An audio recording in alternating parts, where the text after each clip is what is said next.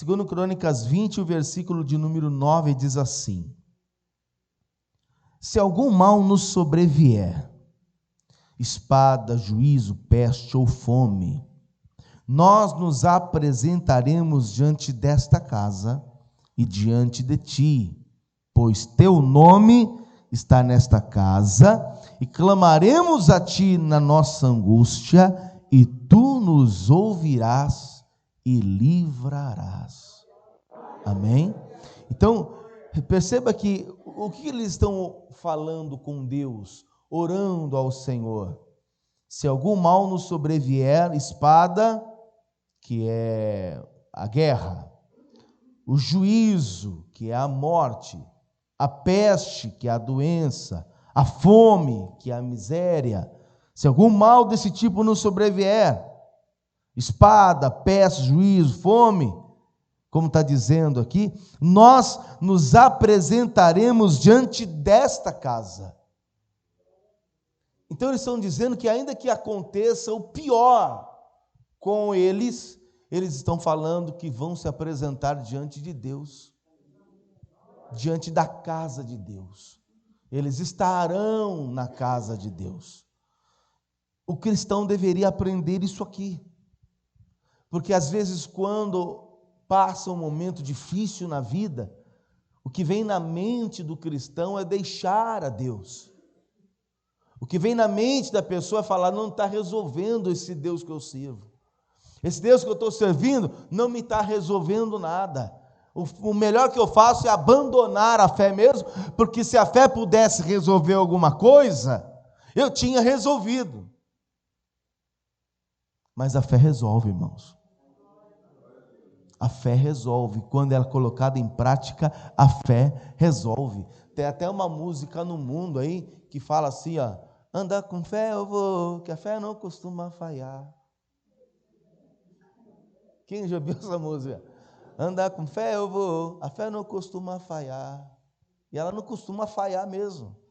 A fé, ela faz a pessoa receber a bênção, faz o inimigo cair por terra. A fé levanta o cristão, transforma a vida do cristão e faz ele se manter de pé. Por isso que eles estão falando isso. Se algum mal nos sobrevier, nós vamos até a igreja, até a presença de Deus, e é lá que o Senhor vai nos ouvir. E olha lá que ele diz, ó, o versículo 9, pois o teu nome está nesta casa, clamaremos a ti na nossa angústia, e tu nos ouvirás e livrarás. Então eles estão dizendo, se acontecer qualquer problema, corre para a casa do Senhor, corre para os pés do Senhor, e ore a Deus, porque Ele vai te ouvir, e Ele vai te livrar. Amém? Quem é que acredita que Deus vai falar conosco hoje?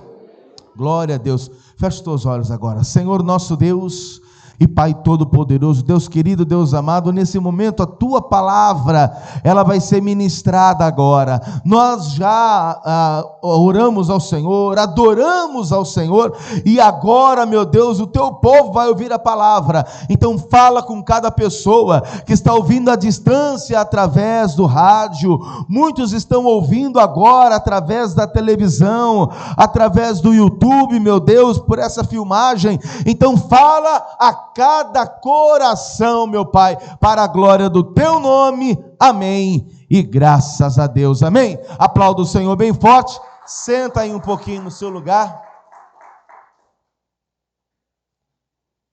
Antigamente, amados, as guerras, elas aconteciam por conquista de território. Antigamente, quando você vai estudar a história mesmo do nosso país, do Brasil, você vê que tínhamos os senhores feudais na história, que eram os coronéis da época que invadiam fazendas e fazendas e fazendas, porque quanto mais terras eles tinham e conquistavam, mais poder de produzir eles tinham, e quanto mais produção eles tinham que fazer, quanto mais eles produziam, mais eles colhiam. E quanto mais eles colhiam, eles tinham poder de troca. Porque lá atrás, bem lá atrás, tudo se trabalhava através do escambo. Era da troca de coisas. tantas sacas de feijão por uma cabeça de gado. Enfim, era mais ou menos assim que era feito a troca. O dinheiro, moeda corrente, até então não existia. Então, quanto mais terrenos, terras aquela pessoa tivesse, mais ela produzia, mais ela colhia e mais poder de troca, de escambo ela tinha. E na época, inclusive aqui que estamos lendo, era do mesmo jeito. Era uma guerra contra terras, era uma guerra para adentrar a outra terra, o outro reino, e não apenas tomar a terra, mas tomar também os empregados, tomar também os súditos, tomar também o reino todo para eles. Então, se um reino ataca o outro e o vence, aquele rei é morto e todos os seus súditos passam a ser escravos daquele rei vencedor, e toda aquela terra, a riqueza da terra, tudo passa a ser do vencedor. Ou seja, essas guerras, elas aconteciam sim, naquela época era direto guerras como essa, porém, eles estão agora entrando para guerrear contra um rei de Judá. O nome dele é Josafá. Ele foi o 4º rei de Judá. Agora a guerra está contra Josafá. Posso ouvir um glória a Deus, hein? Você sabe o que significa o nome Josafá? Deus é meu juiz. Como é que a gente entra em guerra com alguém que tem Deus como juiz? Não é loucura? Oi, tem alguém vivo aí? Você tem Deus como juiz? Como é que eu entro em guerra contra você, então? Que quem é o teu Deus é o teu juiz, né? Então não tem como. Aliás, até tem, mas vai entrar para guerrear, mas vai perder. Vão perder a guerra. Porque se eu tenho um Deus como meu juiz, se eu tenho o Senhor como meu Deus, eles vão perder a guerra, isso a gente já sabe. Mas olha o posicionamento de Josafá. Eu vou ler aqui do versículo de número 2 em diante, dá uma olhada aí, ó. Então vieram alguns e deram aviso a Josafá, dizendo: vem contra ti uma grande multidão da além do mar da Síria, e eis que já estão em Hazazon Tamar, que é em Gedi. Então Josafá temeu e pôs-se a buscar o Senhor e apregoou um jejum em todo Judá. O que o Josafá ele fez? É lógico, ele olhou para a situação, ele ficou temeroso, ele teve medo porque era uma guerra que vinha contra Judá. Porém, o medo dele não o deixou parado. Ele teve o medo, mas ao mesmo tempo ele disse: nós vamos fazer o que? Um jejum? Vamos apregoar um jejum ao Senhor em todo Judá. Nós vamos orar e nós vamos jejuar, e essa batalha quem vai vencer para nós vai ser o Senhor. Dá uma olhadinha aqui, ó, no versículo 4. E Judá se ajuntou para pedir socorro ao Senhor. Também de todas as cidades de Judá vieram para buscarem ao Senhor. E pôs-se Josafá em pé na congregação de Judá e de Jerusalém, na casa do Senhor, diante do pátio novo, e disse: Senhor, Deus de nossos pais, porventura não és tu Deus nos céus? Pois tu és dominador sobre todos os reinos das gentes, e na tua mão há força e poder, e não há quem te possa resistir. Porventura, ó Deus nosso, não lançaste tu fora os moradores desta terra de diante do teu povo de Israel, e não adeste a semente de Abraão, teu pai, amigo para sempre, e habitaram nela, e edificaram nela um santuário ao teu nome, dizendo: se algum mal nos sobrevier, espada, juízo, peste ou fome, nós nos apresentaremos diante desta casa e diante de ti, pois teu nome está nesta casa, e clamaremos a ti na nossa angústia, e tu nos ouvirás e livrarás. Agora, pois, eis que os filhos de Amon, de Moabe, e os da montanhas de Seir, pelas quais não permitisse que passasse Israel quando vinha à terra do Egito, mas deles se desviaram e não o destruíram. Eis que nos dão o pago, vindo para lançar-nos fora da herança que nos fizeste herdar. Olha aqui para mim, são 3 povos agora que está contra a gente. Mano a mano não dá para ir. O exército é muito grande. Senhor, o Senhor deu essa terra para Abraão e para a descendência de Abraão. O Senhor disse que essa terra seria a terra prometida. E o Senhor deu a eles. Só que agora o inimigo quer vir tomar o que é nosso, e ele não vem só um não, são 3 povos agora para tomar a terra. E em nós, não há força e nem poder para resistir o que vem aí. Já aconteceu com você isso? Meu Deus, tem alguém vivo? Já aconteceu com você isso? De você estar passando um momento difícil e não saber como resolver? E o pior, você não ter força, estar impotente diante de um problema que não dá para resolver, não consegue resolver. É triste quando alguém tem um diagnóstico médico que não dá para reverter. Muito triste.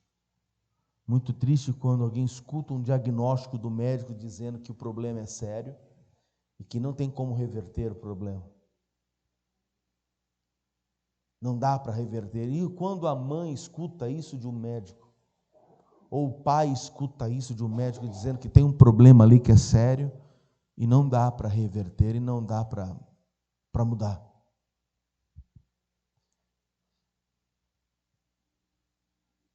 Eu tive na minha infância uma doença chamada meningite. E quando eu peguei essa doença, eu não recordo o nome real dela, mas eu tive essa enfermidade. E o médico chegou para mim e falou assim, aliás, para o meu pai, e falou assim: o teu filho está com meningite. E a meningite que ele tem é a pior. Ela quando não mata, ela deixa uma sequela de paralisia. Ele vai ficar paralítico, ou ele vai ficar com um problema mental. O povo fala que eu sou meio doido, não sei, de repente, mas acho que nem tanto também assim, né? Mas ele disse, ele vai ficar como uma criança deficiente, mas vamos torcer para que ele fique vivo. A minha mãe depois me contou isso, que o meu pai, nos corredores do hospital, ele dava socos na parede, e ele orava a Deus e falava assim: por quê? Por quê, hein? Você me deu o poder de tê-lo nos braços, está crescendo, está virando um rapaz, e agora o Senhor vai levar de mim, é? Não vai levar não, não vai levar não. Começava a dar soco no hospital, segurança pegava ele, colocava para fora e ficava gritando lá. Aí ali que ele começou a voltar ao Deus de Israel, no qual ele havia se convertido aos seus 14 anos de idade. E aí ele começou a ficar mais calmo e disse: espera, eu recebi o Senhor Jesus com 14 anos de idade lá na roça. Eu não vou ficar esmurrando nada não, eu preciso falar com esse Deus, eu tenho que falar com esse Jesus, eu tenho que falar com esse Deus aí. O Senhor me deu, eu posso até dizer que nem o Jó, o Senhor me deu, o Senhor tirou, tudo bem, bendito seja o nome do Senhor. Mas se o Senhor me perguntasse se eu quero que o Senhor o leve, a resposta é lógico que não. Eu amo meu filho, eu quero que ele saia daí curado, eu quero que ele venha para mim, eu quero que ele esteja comigo, com a família, curado. E para a glória de Deus, depois de 15 dias internado, pesando 35 quilos, imagina, eu tinha o quê? Uns 13 anos de idade, devia estar com os meus 55, 60 quilos, eu saí do hospital com 35 quilos, e o médico olhava para mim, olhava para o meu pai, e falava assim: ó, é um milagre, porque ele está com todas as funções do corpo, está andando perfeitamente, e a meningite agora está bem fraquinha. Ele pode ir para casa, porque daqui uma semana já não tem mais nada.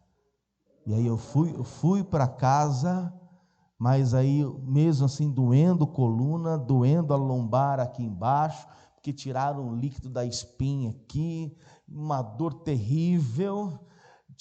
Fizeram todo tipo de exame, eu sentia dores pelo corpo. E aí então uma mulher que conhecia minha mãe, ela disse assim: esse seu filho que tem te dado tanto problema em casa, na saúde, são tantos os problemas sobre ele, já passou pela morte várias vezes, esse teu filho, ele vai pregar o evangelho, ele não vai morrer agora não, pode se despreocupar, ele não vai morrer agora não, Deus tem uma obra na vida dele, e ele vai pregar o evangelho. Aí essa mesma senhora depois encontra minha mãe em frente à escola onde eu estudava e diz para minha mãe assim: está fazendo o que aqui? Aí a minha mãe: eu estou aqui, meu filho estuda aqui. Aquele lá? O Cleiton, ele estuda aqui, daqui a pouco está saindo. Tá, então deixa ele sair, vamos conversando. Quando eu vinha subindo a rampa da escola, aquela mulher já estava entregando uma profecia para minha mãe, e aí minha mãe estava chorando. Aí eu olhei para minha mãe: mãe, que foi? Nada não. O que foi, mãe? Nada não. Deus tem uma obra na tua vida. Eu falei: isso aí eu já sei, disseram também, falaram. E você vai ficar rico. Eu falei: vou ficar rico? Como é que é isso aí? Ela disse que Deus vai fazer uma obra muito grande na tua vida, e no final da tua vida você vai ficar rico. Eu falei: puxa, no final? Só lá no final? Podia ser logo aqui no comecinho? Mas por que no final, hein? Poxa vida. Bom, que Deus tem uma obra na minha vida, eu sei. Se Ele vai me fazer rico, eu também não sei. Se fizer amém, se não fizer amém, do mesmo jeito. O que importa é que aquilo que Ele disse que ia acontecer, aconteceu.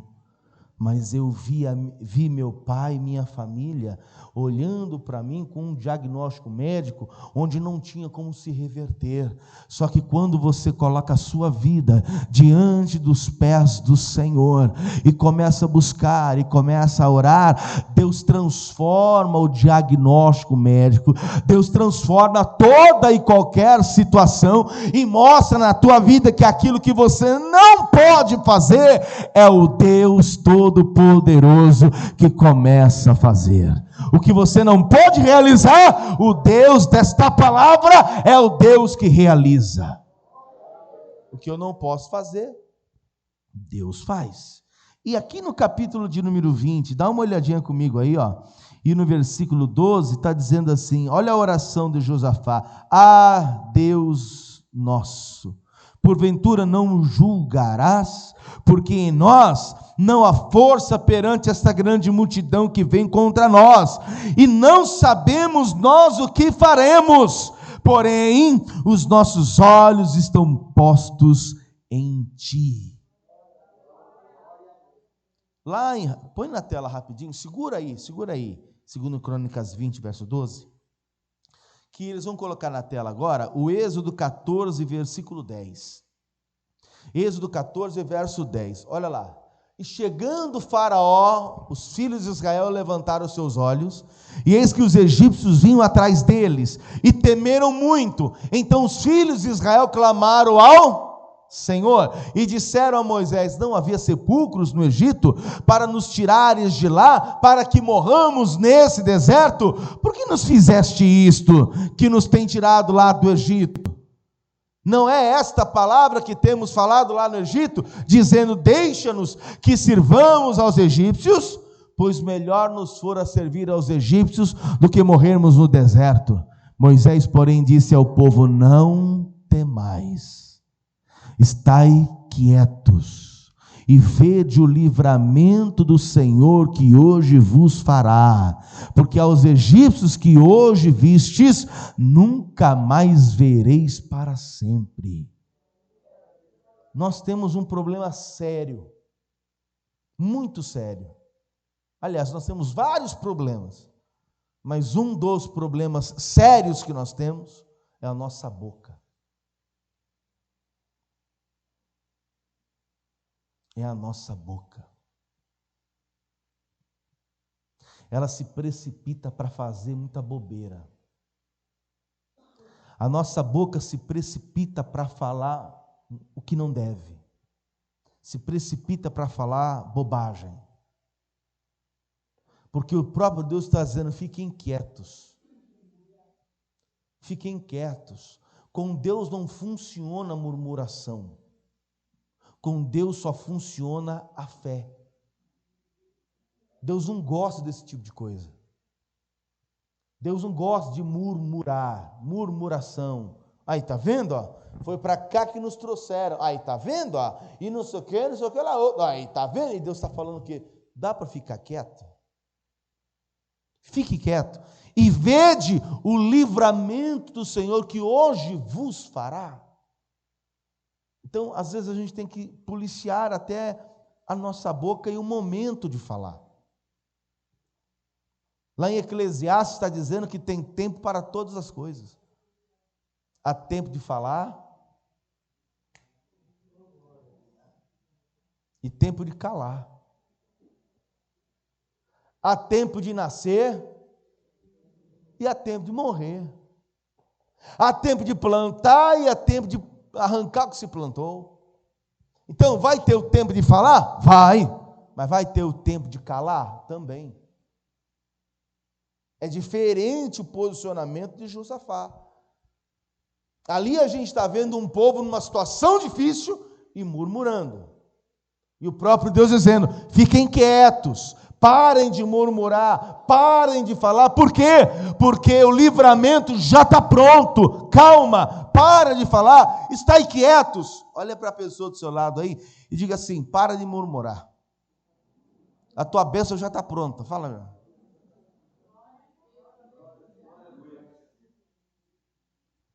Ai, meu Pai amado. O Salmo 46 e o versículo 10. Segura Crônicas aí. Vamos colocar na tela. Salmo 46, versículo 10. Olha o que está escrito: aquietai-vos e sabei que eu sou Deus. Serei exaltado entre as nações. Serei exaltado sobre a terra. De novo Deus vem falando: está passando por luta? Está passando por uma provação? Está passando um momento difícil? Fique quietinho. Aquietai-vos e sabei que eu sou Deus. Só glorifica, só exalte, só busque ao Senhor, porque a bênção já está pronta, o milagre já está pronto. Escute, se você voltar comigo em 2 Crônicas, capítulo 20, acompanhe comigo aí, ó. O versículo de número 13: e todo Judá estava em pé perante o Senhor, como também suas crianças, suas mulheres e seus filhos. Ou seja, todo o povo estava onde? Murmurando? Não, o povo estava lá na congregação, lá na igreja, porque o Josafá estava lá para buscar a Deus, junto com todo o povo, e aí vem o Espírito de Deus. Dá uma olhada aí, ó, versículo 14, então veio o Espírito do Senhor no meio da congregação, sobre Jaziel, filho de Zacarias, filho de Benaías, filho de Jeiel, filho de Matanias, levita dos filhos de Asaf. E Jaziel disse: dai ouvidos, todo Judá e vós, moradores de Jerusalém, e tu, ó rei Josafá, assim o Senhor vos diz: não temais, nem vos assusteis por causa desta grande multidão, pois a peleja não é vossa, senão de Deus. Lembra que eu disse a você que é só ficar quietinho? Que a bênção já está pronta? Eles foram para a igreja, foram para a congregação, ficaram lá orando ao Senhor. Aí vem o Espírito Santo, toma a vida de um profeta chamado Jaziel, que diz o quê? O que ele diz?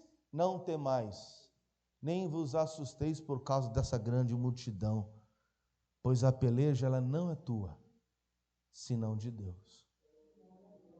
Eu posso falar o mesmo aqui, e Deus pede para eu falar o mesmo, que essa guerra aí, que essa luta, que essa prova aí, ó, ela não é tua não.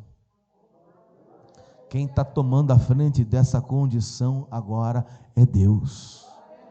Quem está tomando a frente dessa situação é Deus. Dá um glória aí. Deus está falando com alguém aqui? Eita, vou mudar a pregação então.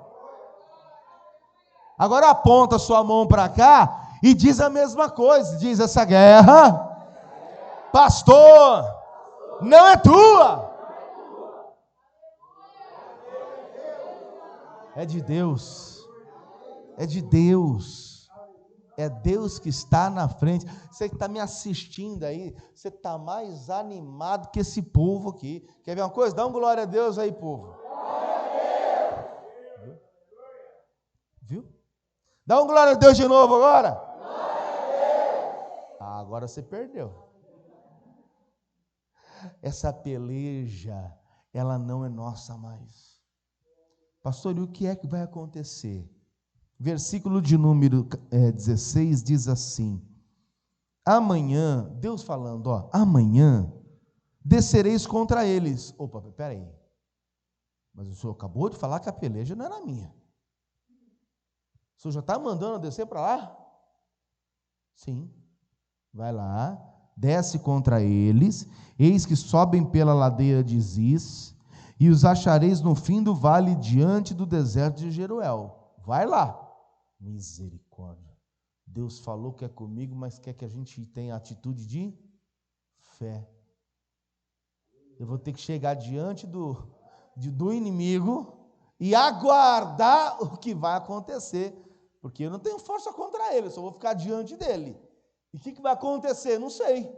Vamos ver aqui? E versículo 17: nesta peleja não tereis de pelejar, parai, estai em pé, e vede a salvação do Senhor para convosco. Quando ele diz, parai, estai em pé, Deus ele quer que você e eu estejamos na posição. Qual posição? Na posição correta de um cristão. Vamos entender aqui. Quem aqui passa um momento difícil aí? Se você pudesse resolver, você resolveria já. É ou não é? Pastor, eu resolveria isso já. Se eu pudesse resolver, eu resolveria já. Mas você consegue resolver já? Então qual é a posição que você vai ficar? Murmurando, chutando tudo, gritando, perdendo a paciência, é isso? Isso não é posição de um servo de Deus. A posição do servo do Senhor é o quê? É se posicionar crendo, buscando a Deus, indo à casa do Senhor, orando em casa, fazendo jejum, estando na presença de Deus e aguardando aquele que disse que a peleja não é nossa.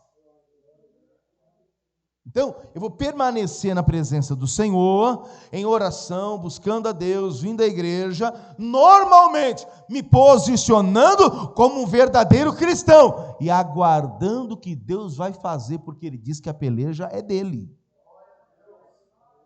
Então vamos ver. Versículo de número 17: nesta peleja não tereis de pelejar, parai, está em pé, vede a salvação do Senhor para convosco, ó Judá e Jerusalém, não temais, nem vos assusteis, amanhã saí-lhes ao encontro, porque o Senhor será convosco. Em outras palavras, não é porque Deus está dizendo que é contigo, que você não vai passar por um problema. Aqui está dizendo que eles vão ver o problema de frente, eles vão olhar para o problema, eles vão visualizar o problema, eles vão ver o problema. O problema vai estar diante dele, mas ele não vai fazer nada pois a peleja é de quem? É de Deus. O versículo 18 diz: então Josafá se prostrou com o rosto em terra.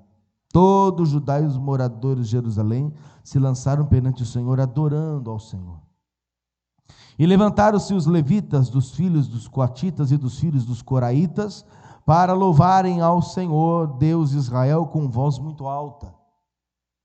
E pela manhã cedo levantaram-se e saíram ao deserto de Tecoa. E saindo eles, pôs-se em pé Josafá e disse-me: ouve-me, Judá, e vós, moradores de Jerusalém, crede no Senhor vosso Deus e estareis seguros, crede nos seus profetas e prosperareis. E aconselhou-se com o povo, ordenou cantores para o Senhor, que louvassem a majestade santa, saindo diante dos armados, dizendo: louvai o Senhor, porque a sua benignidade dura para sempre. Opa, parou aqui. Quando Deus falou, vocês vão até eles, não sei se você percebeu, mas eles pegaram o exército, colocaram os armados diante deles, colocaram os levitas para louvar a Deus com voz muito alta, e foram num cortejo como se iria para a guerra, como se fosse enfrentar o gigante, como se fosse enfrentar o problema, como se fosse enfrentar o exército. Deus falou: vai junto deles, vai adiante deles, vai até eles, enfrente o problema. Mas o Senhor falou que a peleja não é nossa, é do Senhor, por que a gente tem que ir? Eu estou mandando ir. Enfrente a situação, veja com seus olhos. Olha agora lá o versículo de número 21. E ao tempo em que começaram com júbilo e louvor, o Senhor pôs emboscadas contra os filhos de Amon e de Moabe e os da montanhas de Seir, que vieram contra Judá e foram o quê? Desbaratados, destruídos. Porque os filhos de Amon e os filhos de Moabe se levantaram contra os moradores da montanha de Seir para os destruir e exterminar, e acabando eles com os moradores de Seir, ajudaram uns aos outros a destruir-se. Quem foi que destruiu aquele povo? Foi o exército de Josafá? Não.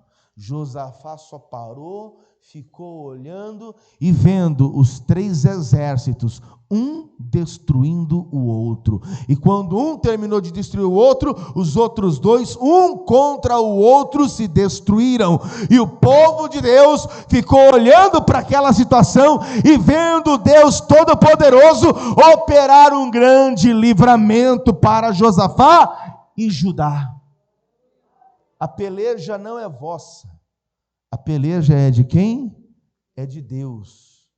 Deus só quer que você e eu estejamos posicionados como verdadeiros soldados. E aí ele entra na situação, ele resolve o problema e mostra a vitória que você recebe na tua frente. Quem está entendendo aqui? Mas vamos lá no Tiago, capítulo 5, versículo 10. Vamos lá em Tiago, capítulo 5, verso 10.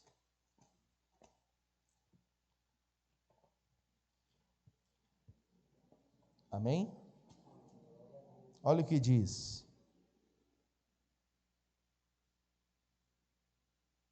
Meus irmãos, tomai por exemplo de aflição e paciência os profetas que falaram em nome do Senhor.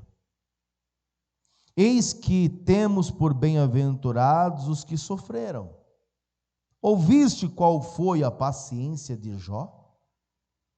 E viste o fim que o Senhor lhe deu? Porque o Senhor é muito misericordioso e piedoso. Mas sobretudo, meus irmãos, não jureis nem pelo céu, nem pela terra, nem façais qualquer outro juramento, mas que a vossa palavra seja sim, sim, não, não, para que não caiais em condenação. Está alguém entre vós aflito? Ore.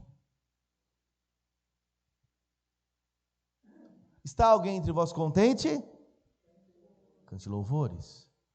Quem aqui passa por prova mesmo? O que Deus está pedindo para você fazer? Murmurar. Orar. Está com aflição? Está passando pelas aflições? Está alguém entre vós aflito? Ore. Ore. Está alguém contente? Cante louvores. Está alguém entre vós doente? Chame os presbíteros da igreja e orem por ele, ungindo com azeite, em nome do Senhor. E a oração da fé salvará o doente, e o Senhor o levantará. E se houver cometido pecados, ser-lhe-ão perdoados. Confessai as vossas culpas uns aos outros. Orai uns pelos outros, para que sareis. A oração feita por um justo pode muito em seus efeitos. Elias era um homem sujeito às mesmas paixões que nós, e orando pediu que não chovesse, e por 3 anos e 6 meses não choveu sobre a terra, e orou outra vez, e o céu deu chuva, e a terra produziu seu fruto. Irmãos, se algum dentre vós se tem desviado da verdade e alguém o converter, saiba que aquele que fizer converter do erro do seu caminho um pecador, salvará da morte a alma e cobrirá uma multidão de pecados. Tiago está nos ensinando que diante de qualquer situação, o nosso dever é estar na posição e orar. Aqui a palavra está dizendo que a saída para os problemas não está na murmuração. A saída para os problemas está na fé e na oração. Quem crê nisso? Meu Deus do céu, amém? Então repete comigo: a saída para o problema é a fé e a oração. Com fé e com oração, você consegue vencer qualquer problema, qualquer situação. Mas é aquela coisa. Posso falar? É melhor eu não falar nada, não. Então põe na tela aí. Provérbios 24, versículo 10. Não vamos falar não, vamos ler. Se te mostrares frouxo no dia da angústia, a tua força será pequena. Querer estar de pé é uma escolha. Quem entende isso? Não é uma condição estar de pé. Querer estar de pé é uma escolha. Eu escolhi estar de pé. Por que eu escolhi? Porque eu me levantei da situação, dobrei o meu joelho e falei para Deus o que estava acontecendo e disse: o Senhor é o Deus da providência, o Senhor é o Deus que realiza, o Senhor é o Deus que abençoa, e agora eu quero ver sim o teu agir sobre a minha vida, e se eu sou do Senhor, é agora que nós vamos ver a providência de Deus acontecer. É isso. Mas se eu me mostrar o quê? Frouxo. Se eu me mostrar para baixo, se eu, não quero saber não. Deixa para lá. Aí alguém pergunta para você de alguma coisa, o que está acontecendo? Você não sei. Estou sendo perseguido. Só sofrimento na minha vida. Não, irmão. Escolha se levantar.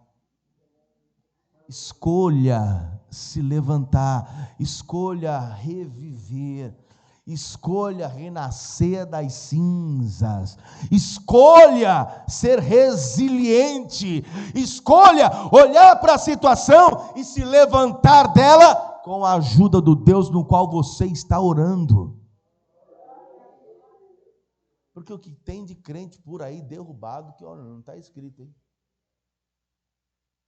O que tem de crente derrubado, o que tem de crente Nutella, não é? Olha, eu vou te falar. Tá difícil. Tá difícil. Passa uma prova, quer parar. Passa uma luta, quer desistir. Passa um vento, a pessoa quer ir embora. Passa não sei o que, não sei aquela outra. Aí acontece alguma coisa, eu também não quero mais saber de nada. Espera aí. Onde é que está o amadurecimento? Onde é que está? Onde é que está a força? Onde é que está? Onde que está o ânimo? Cadê? Quando a pandemia veio, foi uma preocupação. Porque você precisava ver gente, tinha gente. Não, primeiro, deixa eu abrir um aspas aqui. Primeiro, quando a pandemia veio, um montão de gente dizendo: pastor, fecha a igreja. Fecha a igreja, pastor, isso é um perigo.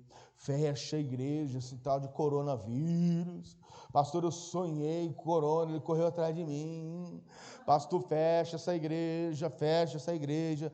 Eu cheguei e falei para o pessoal, gente, nós só vamos fechar se for uma ordem de autoridade. Porque a palavra de Deus, ela diz que aquilo que sucede ao ímpio, sucede ao justo. Se tiver que pegar você e eu, vai pegar. Com a igreja fechada ou aberta. E detalhe, falei assim, pois é, fecha a igreja. Aí quando todo mundo vai trabalhar, é um vagão por pessoa no trem. É isso? Como é que era o trem? Como é que eram as filas de banco? As padarias? E a igreja não podia funcionar. Pois é. Que coisa, né? Que coisa humana. Isso é coisa de homem. Isso é perseguição. Porque enquanto a igreja estava fechada, todo mundo pegava ônibus lotado e trem lotado. É ou não é verdade? Mas aí quando veio a pandemia, as igrejas fecharam, e aí ficavam muitas pessoas assim: ai, graças a Deus, vai ter vacina, vai ter isso, vai ter aquilo, nós vamos sair dessa condição. Até que as pessoas começaram a mandar mensagem para mim, dizendo: pastor Cleiton, pelo amor de Deus, abra a igreja. Eu falei: mas o que está acontecendo, irmão? Eu estou me enfraquecendo na fé, eu preciso ir para a igreja, eu tenho que ir para a igreja. Falei: irmã, a gente não pode abrir. Lembra que a senhora foi uma das pessoas que disse que era para fechar? E agora a determinação é para fechar e não pode abrir. E agora, pastor, como vai ser a gente sem igreja? Como é que vai ser? Agora você põe seu joelho no chão aí, você ora daí, ora daqui. E muita gente depois da pandemia se desviou, se afastou, nunca mais pisou em igreja nenhuma. A pandemia foi o troço do quê? É de sacudir a roseira para ver quem estava de pé e quem não estava. Para ver quem estava firme e quem não estava. E glória a Deus que você está aqui hoje. Porque nós atravessamos tudo isso juntos. Mas teve gente que não suportou, teve gente que se desviou. Teve gente que não suportou e não voltou para o caminho até hoje. Conheço gente que se afastou e não voltou para o caminho até hoje, por conta disso. Então, às vezes, acontece um problema que parece ser problema, mas na verdade é o próprio Deus sacudindo a roseira ali para ver quem é que está firme e quem não está, quem vai ficar de pé diante de um problema ou quem vai cair. Na pandemia morreu muita gente, muitas pessoas morreram e eu lamento muito a morte de todas as pessoas que foram. O luto, o Brasil entrou de luto naquela época. O mundo entrou em luto naquela época. Mas enquanto muita gente morria, muita gente sofria, muita gente se desviando, eu falo por mim, eu tive a maior oportunidade da minha vida. Não tinha culto de quarta-feira de manhã, só tinha uma live à noite, direto da minha casa, não sei se você lembra. Que eu tinha que trancar a Jolie para ela não ficar latindo. E uma vez eu apresentei a Jolie para vocês. Sabe o que eu fazia o dia todo? Orava. Sabe que para onde eu ia quase todos os dias? Para o monte. Eu ficava lá no monte das 8 horas da manhã até as 4 horas da tarde orando. Lendo a palavra, tocando violão. Aí quando dava o momento de entrar na live, nós pregávamos a palavra. E aquele tempo, aqueles 2 anos de vai, abre e fecha a igreja, abre e fecha a igreja, volta, aí a Santa Ceia, você tem que vir aqui buscar para levar para casa, para tomar a ceia com a gente, através da live, lembra disso? Foi a melhor fase para mim. Foi onde eu orei, foi onde eu jejuei, onde eu tive tempo de ler, de estudar a palavra, foi onde a minha vida espiritual deu um salto violento. E eu voltei mais forte do que antes. Disseram para mim, entrega esse sítio. Nós compramos o sítio em fevereiro de 2020. Foi isso, não? Em março de 2020, fechou a igreja. Aí disseram, entrega o sítio de volta. Falei, não tem como entregar o sítio. Eu já dei os 20 mil de entrada e já pagamos 19 e pouco, quase 20 na terraplanagem. Em um mês já gastamos 40 mil nele já. Não tem como entregar. Aí não vai entregar, e como é que vai pagar isso? Com a igreja fechada, o aluguel vai ter que pagar porque a igreja está fechada. Como é que vai ser isso? Como é que vai ser, eu não sei. Eu só sei que já deu certo. Pandemia foi o tempo que a gente mais trabalhou no sítio, né, não? E graças a Deus nunca atrasamos uma parcela do sítio. Nada. Então foi o tempo em que, quanto mais eu comecei a entender que quanto mais eu orava, quanto mais eu buscava, era um baú que eu adentrava esse baú e era inesgotável o conhecimento. Então, quanto mais eu entrava, mais eu aprendia, quanto mais eu aprendia, mais eu queria aprender. Aí eu começava a orar, começava a buscar a Deus, e eu falei, Senhor, eu sei que o teu povo hoje dá resgate e salvação. Eu estou longe, eu estou aqui na minha casa, eles estão cada um em suas casas agora, mas esse povo é teu, essa igreja é tua, esse negócio todo vai passar, os membros vão voltar e nós vamos continuar glorificando ao teu nome, porque esta igreja, este ministério foi o Senhor quem abriu. Então o Senhor está na direção dele, eu não vou me preocupar. Aí eu estou em casa, dá um glória. Dia de pagar aluguel, dá um glória. E eu já tinha ido para o monte de manhã cedinho, para orar por você, e chamei você na oração, ia ter uma outra live à noite, um culto à noite, e de manhã cedo um monte. Aí eu chamei todo mundo, e olhei para a tela, a pastora estava do outro lado da tela, e eu olhei e falei assim: amados, você que pode contribuir com alguma coisa, contribua, viu? Deus vai te abençoar grandemente. Quando terminou tudo, eu fiz uma oração e disse: meu Deus, hoje é o dia de pagar o aluguel. Muita gente da nossa igreja perdeu o emprego na pandemia, a arrecadação caiu 75%, então não tem como, meu Deus, se o Senhor não agir, se o Senhor não trabalhar, hoje tem que pagar aluguel, mesmo com a igreja fechada, e falta R$1.000, até as 4 horas da tarde eu preciso fazer esse pagamento. Só que o Senhor pediu para eu descansar, não pediu? Foi ou não foi? Descansa. Ele pede aqui na palavra para a gente murmurar bastante? Hã? O que ele pede para a gente fazer? Ser frouxo no dia da angústia. No dia da angústia, e estava angustiado, hein? Dobrei meu joelho no monte, falei com Deus de manhã. Quando foi mais ou menos 1 da tarde, 1h30, a irmã Ildete me liga.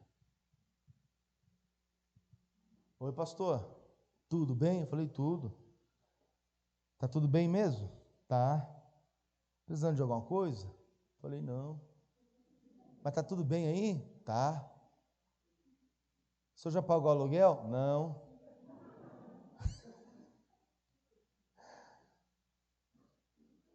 Eu falei: por quê, irmã?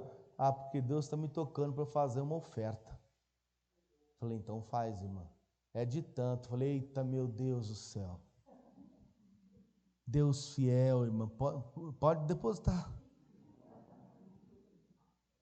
Ela mandou o que faltava. Mas ela não sabia. Ela não sabia. Eu não tinha falado com ninguém. Eu só tinha falado para o povo na live: se você puder contribuir, me ajude. Não falei valor. Só que para Deus eu disse: falta R$1.000, o senhor sabe. E mesmo na pandemia eu não quero falhar. Isso era umas 8h30 da manhã, 9 horas. Quando foi 1 hora, ela me liga, a gente conversa, ela diz: então vou pôr o dinheiro. Eu falei: irmã, pode pôr. Põe mesmo. Ela transferiu o dinheiro. Quando foi mais ou menos 3 horas da tarde, o aluguel estava pago. Então, eu não posso me mostrar frouxo no dia da angústia.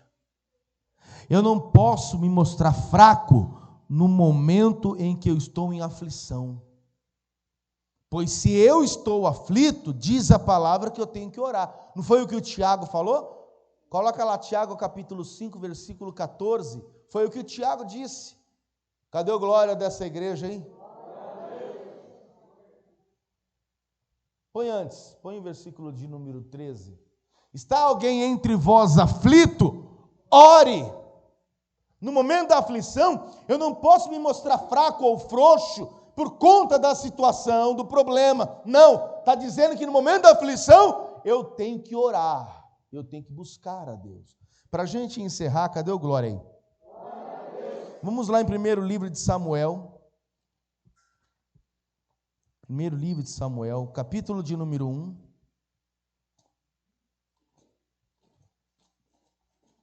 E você vai ver comigo a partir do versículo 8. Diz assim: então Eucana, seu marido, lhe disse: Ana, por que choras? E por que não comes? E por que está mal o teu coração? Não te sou eu melhor que 10 filhos? Então Ana se levantou depois de comer e beber em Siló, e Eli, o sacerdote, estava sentado numa cadeira junto ao pilar do templo do Senhor. Ela, pois, com amargura de alma, orou ao Senhor e chorou abundantemente. Opa, ela estava com amargura de alma, mas ela foi fazer o quê? Orar. Ela, pois, com amargura de alma, orou ao Senhor e chorou abundantemente. E votou um voto dizendo: Senhor dos exércitos, se benignamente atentares para a aflição da tua serva, e de mim te lembrares, e da tua serva não te esqueceres, mas a tua serva deres um filho varão, ao Senhor o darei por todos os dias da sua vida, e sobre a sua cabeça não passará navalha. Ele vai ser um nazireu, um consagrado. E sucedeu que, perseverando ela em orar perante o Senhor, Eli fez atenção à sua boca, porquanto Ana no seu coração falava, e só se movia os seus lábios, porém não se ouvia a sua voz, pelo que Eli a teve por embriagada. Espera aí, como que foi a oração dela mesmo? Ela estava aflita. Ela orava com o coração.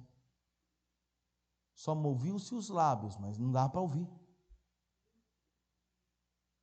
Quem aqui já ficou num momento de aflição tão grande que não saía nada da boca?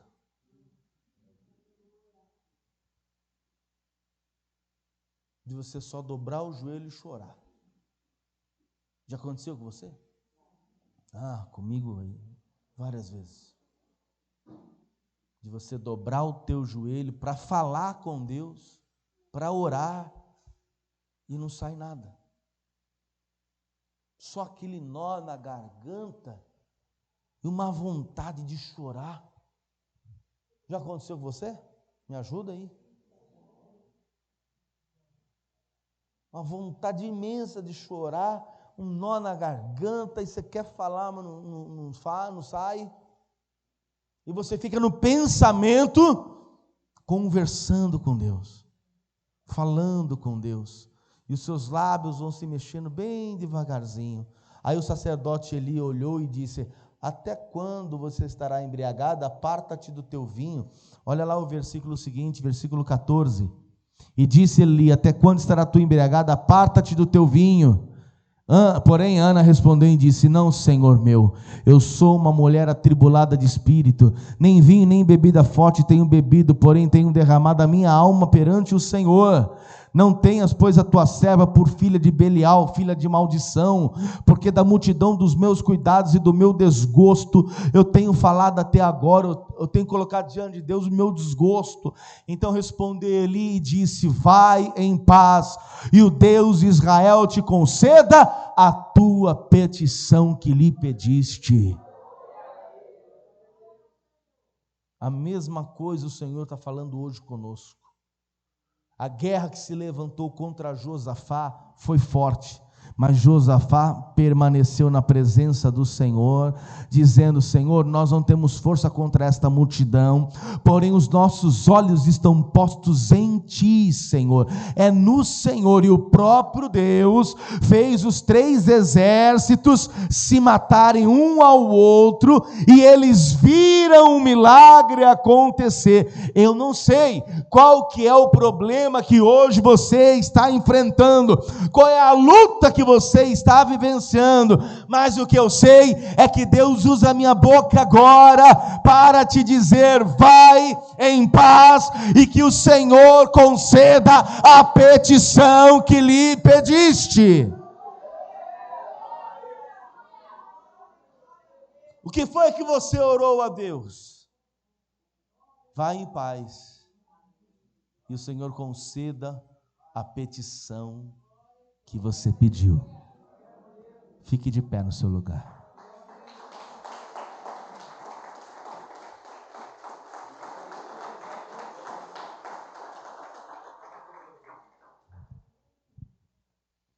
Josafá venceu a guerra? Sim ou não? Deus fez o vencer. Deus fez ele vencer. A Ana foi abençoada? Foi ou não foi? Foi. No momento da aflição, o que ela fez? Ela orou. E ainda orou sem força para orar. Ela estava atribulada de espírito. Mas mesmo assim ela foi lá no altar, lá. Dobrou o joelho lá no altar, foi lá no altar, falou com Deus. Falou com o Senhor. fez um voto com Deus, inclusive, e quando o sacerdote olha para ela, diz: pode ir em paz, e que o Senhor te conceda a petição que lhe pediste. Quando ela chega em casa, que ela vai ter relação sexual com o marido, diz a palavra que o Senhor se lembrou de Ana. Deus lembrou da oração. Eu quero muito que Deus lembre da tua oração. Por isso que você tem que orar. Que eu vou falar para Deus lembrar da tua oração, e você: qual oração? Eu nem orei hoje. Então vai orar, para que Deus lembre da tua oração. Pastor, misericórdia. E Deus foi lá ver a Ana e o Cana meu Deus do céu, Jesus, naquele momento, naquele momento. Ai, misericórdia. Tem algumas igrejas aí que tem umas doutrinas estranhas, né, pastor?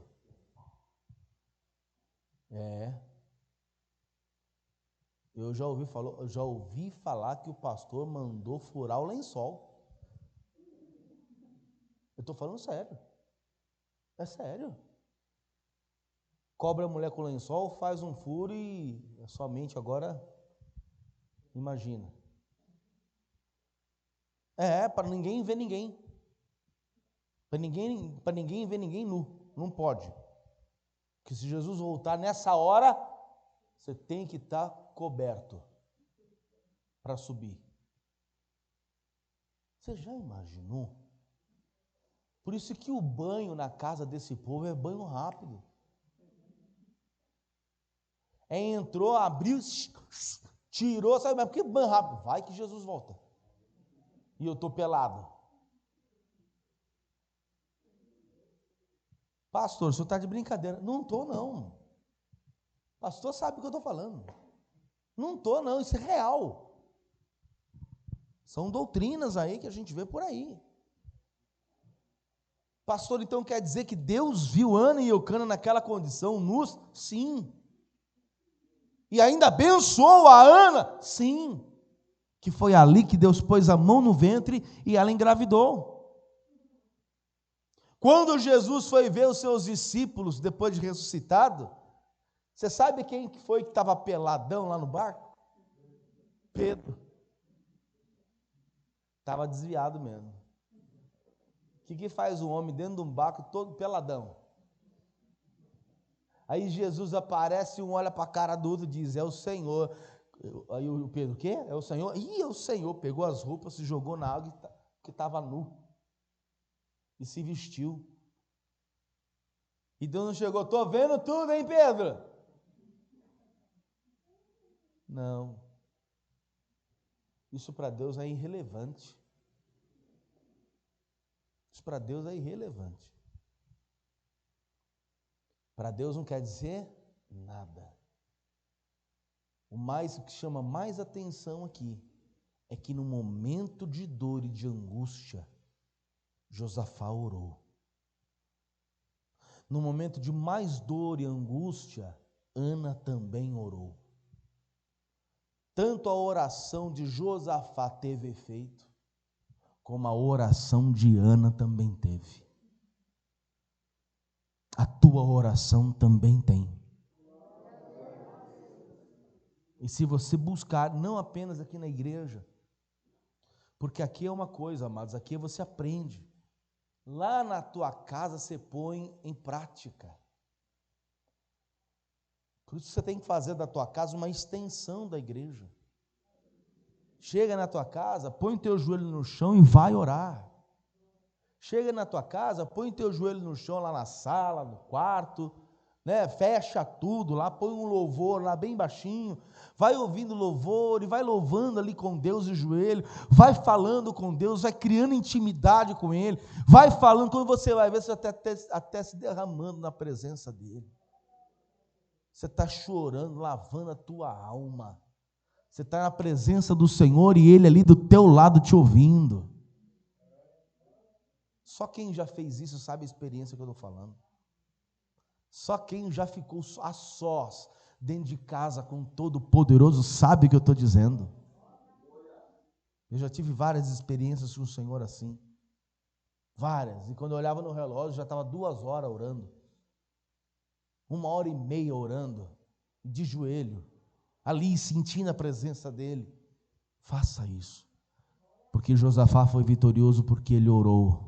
Se apresentou na casa do Senhor, buscou a Deus. A Ana também orou, foi lá no altar da igreja orar, Deus ouviu e abençoou. Veja, ela recebeu a bênção de Deus no altar e quando chegou em casa a bênção se concretizou. Deus foi lá na casa dela no momento em que ela estava com o marido e abriu a madre, e ela foi ali, teve relação e a madre abriu, ela foi abençoada.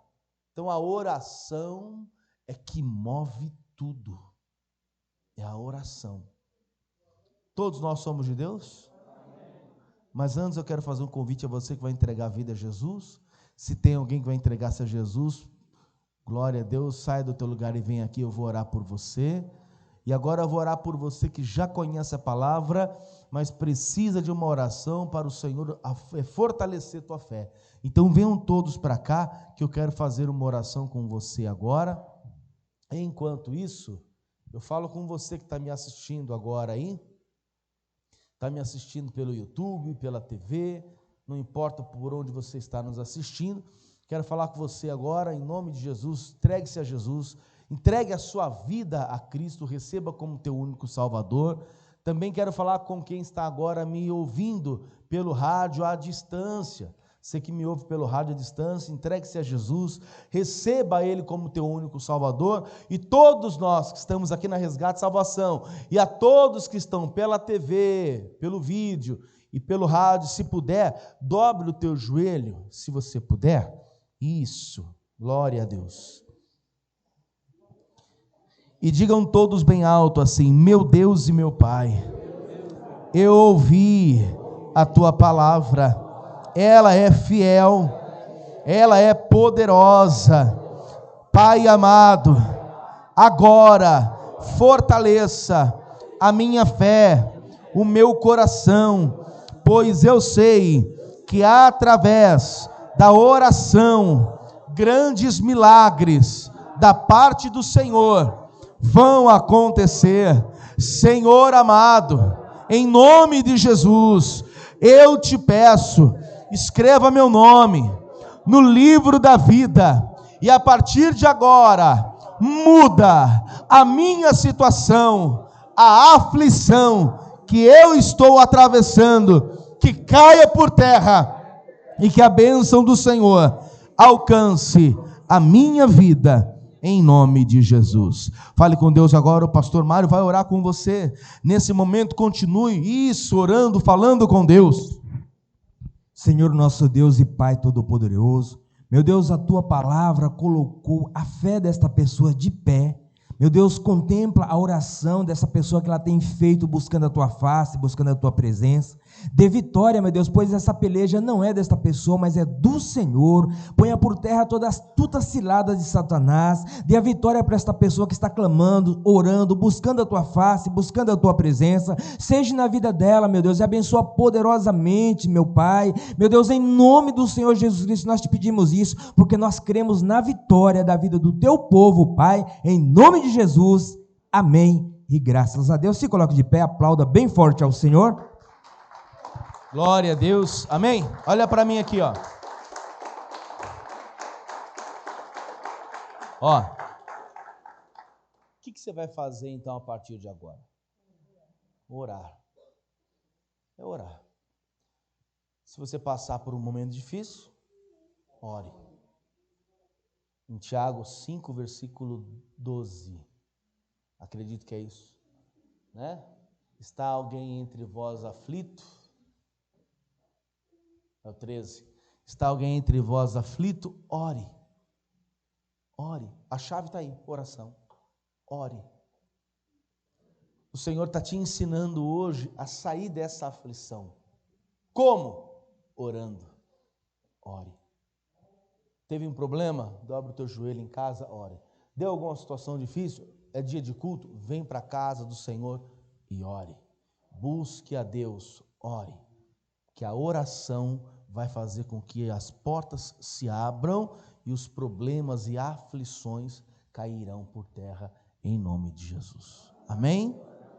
Glória a Deus. Volte ao seu lugar, aplauda o Senhor bem forte. Agora eu quero falar com quem está me assistindo aí agora. Glória a Deus. Deus abençoe tua vida, viu? Em nome de Jesus, um forte abraço. No próximo domingo você vai ter também mais uma pregação abençoada para falar ao teu coração, viu? Deus abençoe a todos.